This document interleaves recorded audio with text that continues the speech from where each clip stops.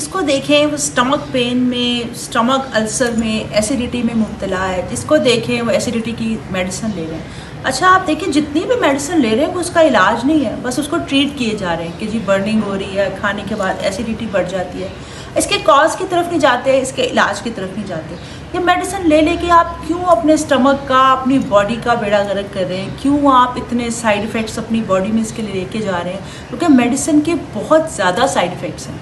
आप इसको healthy lifestyle की तरफ आ जाएं, अगर योगा की तरफ आ जाएं। एक्चुअली एसिडिटी बढ़ती क्यों है, स्टमक के प्रॉब्लम्स होते क्यों हैं? हमारा डाइजेस्टिव सिस्टम बहुत वीक हो गया। एक्चुअली हम योगा में 3 तरह से इलाज करते हैं, वात, पित्त और कफ। जब ये एसिडिटी होती है और ये जो स्टमक का प्रॉब्लम्स होता है, आपको खाना वापस आता है और बहुत दर्द रहती है, जलन रहती है, इसका मतलब है कि आपकी बॉडी में पित्त बढ़ गया। जब पित्त बढ़ जाता है ना तो फिर आपको एसिडिटी बढ़ती है।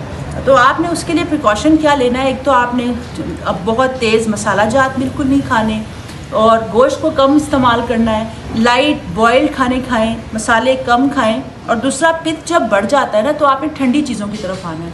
आपने अपने खाने के साथ हमेशा दोपहर में जब आप लंच करते हैं, सुबह नहीं, लंच के बाद आपने दही पानी में मिला के लेना है। एक हाफ ग्लास पानी में 4 से 5 चम्मच आपने दही मिक्स करना है और वो आपने लेना है। वो एसिडिटी के लिए बहुत अच्छा है। और खाना खाने के बाद याद रखें, चाहे नाश्ता करें, चाहे दोपहर का खाना खाएं या रात का खाना खाएं, आपने खाने के बाद पानी नहीं पीना। 1 से 1.5 घंटा आपने पानी नहीं पीना, इसलिए कि जब हम खाना खाते हैं तो हमारे स्टमक में एक जठर अग्नि बनती है। जैसे खाना बाहर पकता है, इसी तरह खाना हमारे स्टमक में भी पकता है।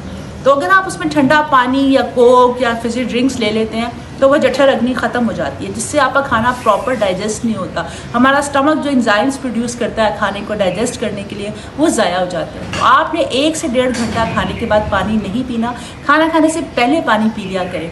और दूसरा, आपने योगा करनी है, ऑक्सीजन इनहेल करनी है प्रॉपर, और पेट की एक्सरसाइजेज जिसमें मैंने आपको कपाल भाती बहुत दफ़ा बताया, वो भी स्टमक के लिए आपके लिए बहुत अच्छी है। दूसरा, मंडोक आसना जो मैंने आपको बताया कि वज्र आसना में आके मंडोक आसना ऐसे अपने पेट को दबा के, उससे भी आपका ब्लड सर्कुलेशन आपके स्टमक की तरफ जाता है।